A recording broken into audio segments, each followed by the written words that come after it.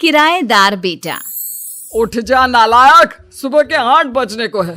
तुझे एग्जाम नहीं देना क्या? थोड़ी देर और सोने दीजिए ना पापा। तू उठता या फिर मैं तेरे ऊपर पानी फेंकूं? रोज गधों की तरह सोता रहता है, पेपर की कोई टेंशन ही नहीं है। और एक हमारा समय था जब हम पेपर में फेल होने के डर से रात भर पढ़ा करते थे, सो ही नहीं पाते थे। तो क्या अब आप उसका बदला मुझसे लेंगे? मैं 15 मिनट बाद उठ जाऊंगा, आप प्लीज जाइए, मुझे डिस्टर्ब मत कीजिए।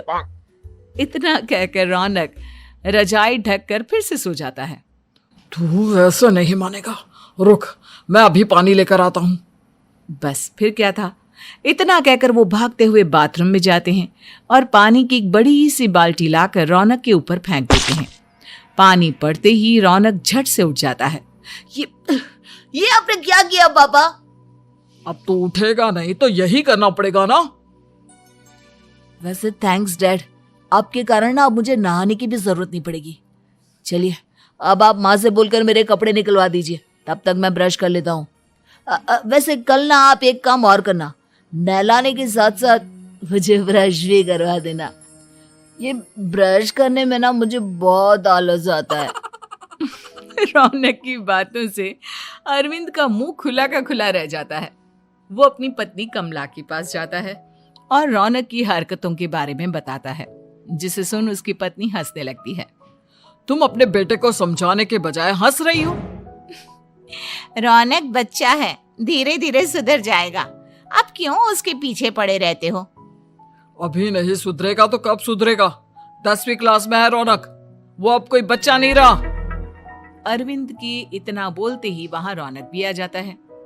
क्या डैड, मैंने आपको एक काम दिया था, वो भी नहीं हुआ आपसे। अरे क्या हुआ बेटा?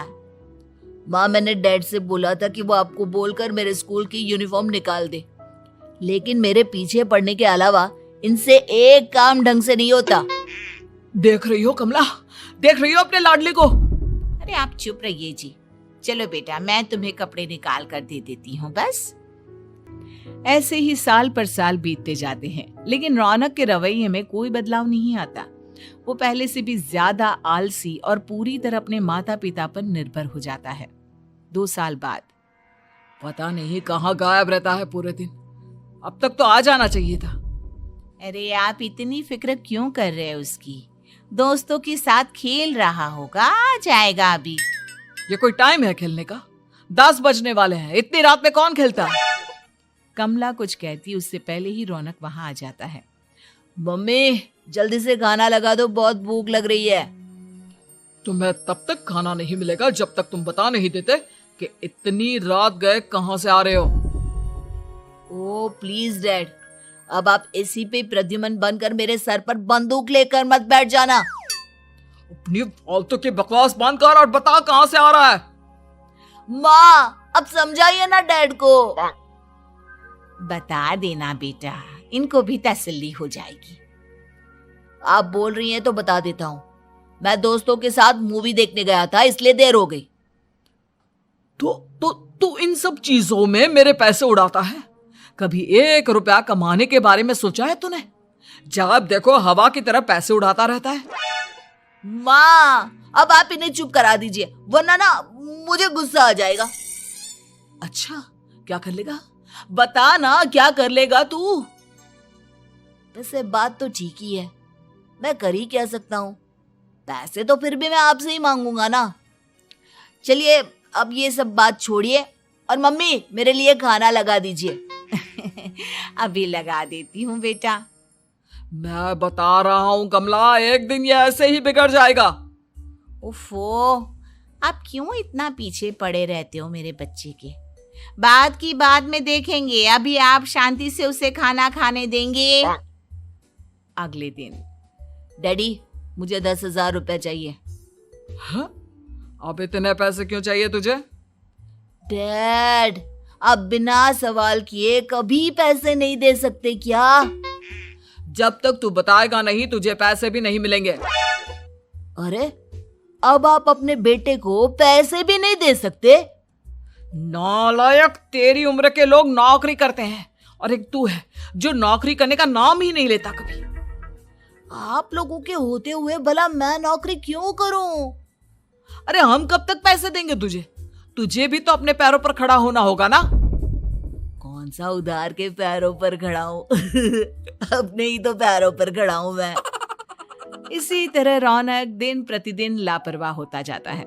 उसकी लापरवाही को देखते हुए अरविंद और कमला अपने बेटे की शादी कराने का फैसला लेते हैं और 1 महीने के अंदर अंदर ही रौनक की शादी मेघा नाम की लड़की से करा देते हैं। शादी के कुछ दिन बाद, रौनक, मुझे एक अच्छी सी साड़ी चाहिए, आप ला दोगी ना? हाँ, क्यों नहीं। कितने तक की आती है साड़ी? यही करीब 5,000 तक की। तुम चिंता मत करो, मैं आज ही डैडी से पैसे मांगकर तुम्हारे लिए साड़ी ले आऊंगा। आप कब तक ऐसे ही अपने पापा से पैसे मांगते रहेंगी? कोई अच्छी सी नौकरी क्यों नहीं कर लेते आप? अरे डैड के होते हुए मुझे नौकरी करने की जरूरत ही क्या है? पर आप ऐसे कब तक उनसे पैसे मांगते रहेंगे? कुछ आपको अपने दम पर भी तो करना होगा ना। अब तुम भी बाकी लोगों की तरह मुझे ज्ञान देना शुरू मत कर देना। साड़ी चाहिए ना तुम्हें, मिल जाएगी बस। इतना कहकर रौनक अपने पिता से पैसे मांगने चला जाता है। डैडी, मुझे 5,000 रुपया चाहिए। अब 5,000 क्यों चाहिए तुझे? वो मेघा को साड़ी चाहिए थी। अरविंद आगे बिना कुछ कहे चुपचाप उसे पैसे निकाल कर दे देता है। कुछ दिन बाद, तुम्हें नहीं लगता कमला, रौनक हम पर पहले से भी ज्यादा डिपेंड हो गया है? मुझे तो अब उसके भविष्य की चिंता होने लगी है। कल को हमें कुछ हो गया तो वो क्या करेगा? काश तुमने पहले ये सोच लिया होता तो आज हमारा बेटा इतना लापरवाह नहीं होता। तब मुझे कहाँ पता था कि मेरा लाड प्यार उसे इतना बिगाड़ देगा कि वो इस हद तक लापरवाह बन जाएगा। कोई बात नहीं, अभी भी देर नहीं हुई। मुझे पता है उसे कैसे सुधारा जा सकता है। कैसे? अरविंद कुछ कहता उससे पहले रौनक वहां आ जाता है और पैसों के लिए हाथ फैलाने लगता है। डैड, मैं और मेघा बाहर घूमने जाना चाहते हैं। अरे वाह, ये आज सूरज कहाँ से निकला है? Dad please. अच्छा चलो अब मुद्दे की बात करो। मुझे अब 25,000 चाहिए। अब तुम्हें 1 रुपया भी नहीं मिलने वाला। अगर तुम्हें पैसों की इतनी ही जरूरत है तो कोई ढंग की नौकरी कर लो। मम्मी, आप कुछ कहिए ना डैड को। बेटा, वो गलत क्या बोल रहे हैं? ये सब हम तेरे भले के लिए ही तो कर रहे हैं। मम्मा, मैंने बताया ना आपको, मुझे नहीं करनी कोई जॉब वॉब। तो ठीक है, निकल जाओ हमारे घर से। तुम्हारे जैसे लोगों के लिए मैंने ये घर खड़ा नहीं किया है। जितना ये घर आपका है ना, उतना ही मेरा भी है। मैं कहीं नहीं जाने वाला। जाना तो पड़ेगा ही तुझे, क्योंकि अब मैं तेरा कोई भी खर्चा नहीं उठाने वाला। ठीक है, मत उठाइए मेरा खर्चा, मैं अपने दम पर भी जी सकता हूँ। तो बेशर्मों की तरह अब तक यहाँ क्यों खड़ा है? अपना सामान ले और निकल जाए यहाँ से। रौनक पैर पटकते हुए वहां से चला जाता है। घर से निकालना जरूरी है क्या उसे? बिना पैसों के कौन रखेगा उसे किराए पर? अगर उसका भविष्य सुधारना है तो हमें अपने दिल पर पत्थर रखकर ये कदम उठाना ही होगा। दोनों बात कर रहे होते हैं कि रौनक अपनी पत्नी के साथ एक बड़ा सा बैग लेकर घर से निकल जाता है, लेकिन घर से बाहर उसे कोई भी मुफ्त में अपने घर किराए पर नहीं रखता। अंत में थक हार कर वो फिर से अपने घर चला जाता है। क्या हुआ? थोड़ी देर पहले तो दहाड़ते हुए घर से निकला था, अब क्या हुआ? नहीं रखा ना किसी ने तुझे किराए पर?